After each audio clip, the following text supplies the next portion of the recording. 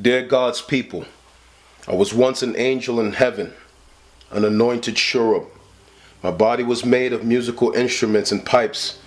I was beautifully crafted and one of the most wisest beings God ever created. I was powerful and held a position of great influence before the presence of God in the unspeakable majesty of the heavenly abode.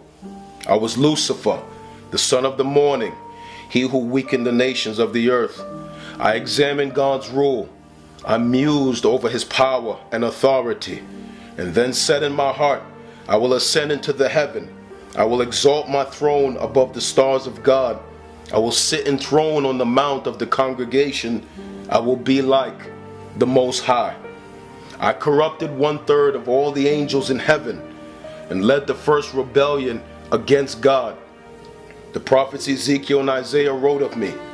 They spoke of my form and evil motive. I was banished to the earth for a season. The Son of God saw me fall like lightning from heaven. And according to his final word, a time was set for my sentence, and I despised the Most High. I sat in darkness for a time until one day he spoke and fashioned a new creature that reflected his image and glory. Hatred filled my heart and jealousy filled my cup, and in rage I went to inspect God's crowning jewel of his new creation. I saw you in your perfect state, holy and pure before the Most High. Your innocence astounded me. Your morality convicted me. Your virtue confused me. Your authority angered me. And your image constantly reminded me of the Most High.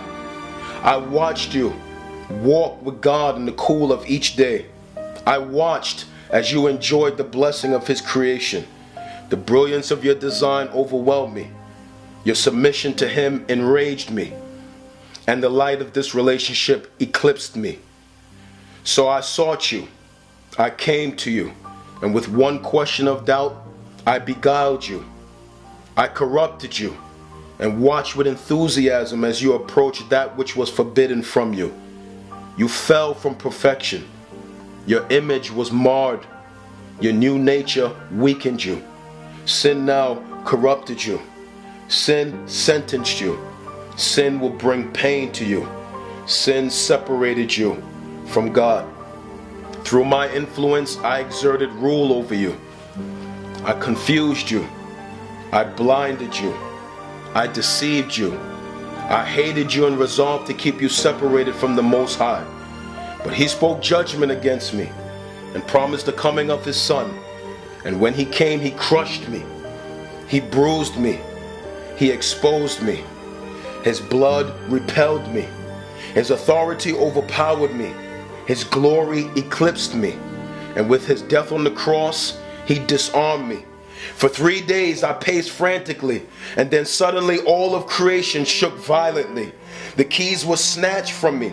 Then I looked, and the Son of God had risen victoriously. He had made a way of escape. He had conquered death, hell, and the grave. He made a pathway back to the Most High, and I was enraged and powerless all at the same time. My attempt to beguile the Son had failed. My attack on him in the wilderness had failed. My attempt to imprison those who belonged to him had failed. I watched as he handed those keys to the apostles and this new organism that bore his name. I watched the formation of the church by the divine power of his Spirit. I watched as they made known the secret of hell and led those who formerly belonged to me to the light. I watched as they grew mighty in number. I watched as they grew mighty in influence. I watched as they worshiped and followed after the Son of the Most High. I watched as my rule diminished and the number of those being snatched from hell increased beyond my control. I watched as they carried the word of God to the furthest parts of the earth, and my heart was filled with anger. What will I do now? How will I stop or slow down the mighty organism called the church and hinder the spread of their message? I know I will divert their attention away from the commission of the Son of God. I will influence their leaders and gatherings. I will pollute their message and corrupt their doctrine. I will stir hostility of the unsaved world against them. I will stir the mountains of influence against them in every society and nation on earth. I will make them hated and despised among men. I will rise up my own vessels to vehemently contradict their message. I will fill their homes, their schools, their cities, their nations, and their governments with deceit and flood their airwaves with lies.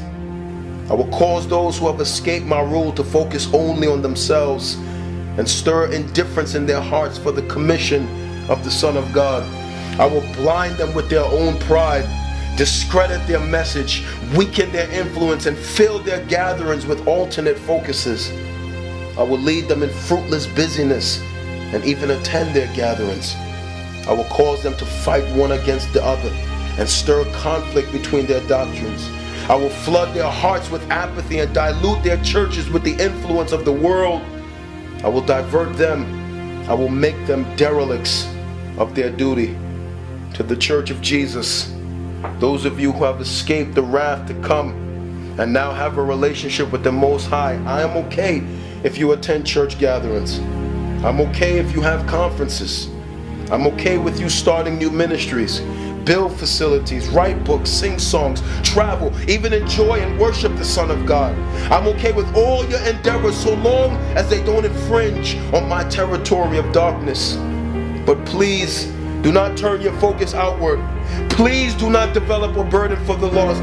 Please do not spend time reading the scriptures and growing in a knowledge of your calling here on earth. Please just enjoy each other. Please do not tell anyone of my existence. I like to be on the down low. Please do not warn sinners of the wrath to come. Do not share Christ with the lost who I still own. Do not convince them of their sin or point them to the Son of God. Do not tell them that if they die in their sin, they will spend their eternity with me in agony. Please do not pray towards this end. Do not give money towards this end. Do not work to spread this truth. Do not support gospel-centered ministry. I want your family. I want your friends. I want your sons and daughters. I wanted you. This is hell's best kept secret. It is so well kept that 2/3 of humanity still does not know it. Most of them totally reject the Son of God. Entire nations sit in spiritual darkness, overpowered by my rule. Many of you in the Christian community are doing an excellent job of keeping this a secret. Your churches are a laughingstock, and your core message is being lost. Thank you for being so full of apathy in the time you spend playing church. I appreciate your indifference to the Great Commission and your blatant dereliction of duty with hatred. Satan.